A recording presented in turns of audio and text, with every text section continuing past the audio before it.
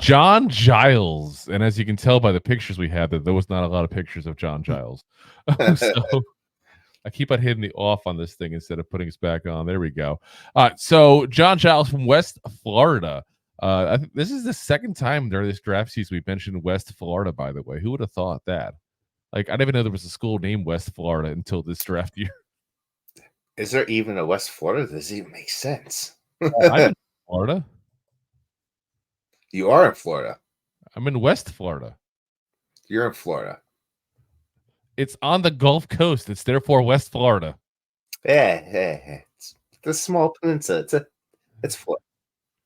Now, where the school is, by the way, is Pensacola, which is, if you know where Floribama is, that's where that is, right there. It's right in the Panhandle. It's literally as close as you get to Alabama while still being in Florida, basically. So that is as West Florida as it gets. There's not much more west. Yeah. So, it is a West Florida. It's Panhandle. It's not West Florida. There's a difference. It's Western Florida. Stop it. Anyway, we're gonna discuss Florida geography more than we are the actual player here. Sheesh. Anyway, you played at West Florida the last 2 years.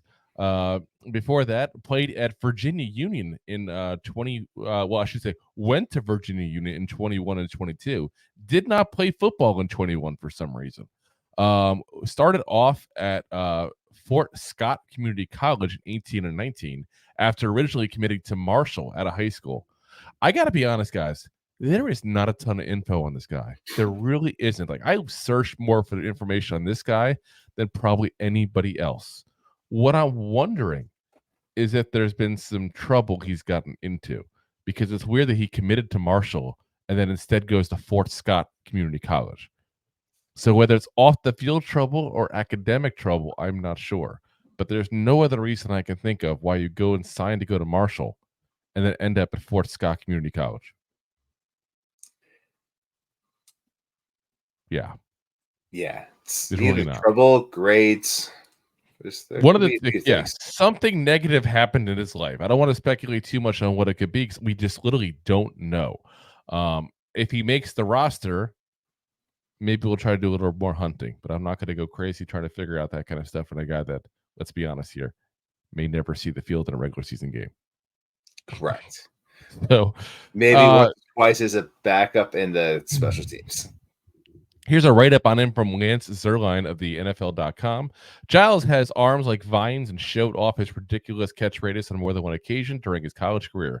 Despite playing against smaller foes, he has a lighter win rate on contested catches than he should, as he fails to bully and wall off opponents at the catch point. He's a sloppy route runner and lacks NFL long speed. Giles would need to become more aggressive and consistently competitive to prove he can win possession catches and rise to the challenge of much stiffer competition. Now, that's not a very good write-up. Let's be very frank about that right off the bat. No, that's terrible. Here's the one thing that is good about him. It's his 23 stats, which I got to say, I had to go hunting to get this. I finally found some random article about him that happened to include his stats from last year. Even West Florida University didn't show his stats. Shame on you, West Florida. So messed up. That's weird. Yeah, right? Like, everybody that's even in the smaller places that, you know, like the college version of Pro Football Focus, I forget what their website is, but same version thing. I see the little yellow flag. I know it's them. They didn't list some of the smaller school guys. Everybody else, though, but this guy, the school was like, here you go. Here's the stats. So what I was able to find is he had apparently 1,209 yards and 16 touchdowns. So definitely a highly productive year for somebody who basically had a really bad write-up. So yeah, I was going to say that good, but that's a lot of output. So curious what happens. So that's kind of all the guys, he's got the best numbers of anybody we're going to talk about today, guys.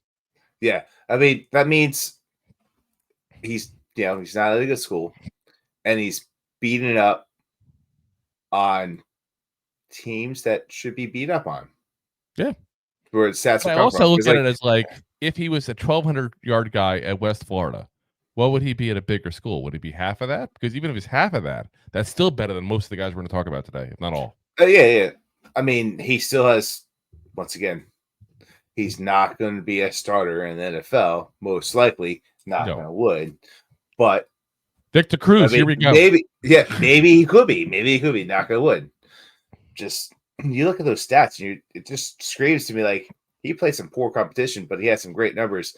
But if you're getting a write up like that you don't have the top end speed to go down the field to be a wide receiver, that's a big problem. If you're not aggressive getting off guys in smaller schools, which means they're bigger guys in bigger schools, which means those bigger guys are small guys in the NFL. I think we just broke the record for most times saying big and small in one paragraph. Big and small, big and small, big and small, big and small, big and small. Thanks for listening to Two Giant Goofballs, a New York Giants podcast. We appreciate your support. Thanks so much.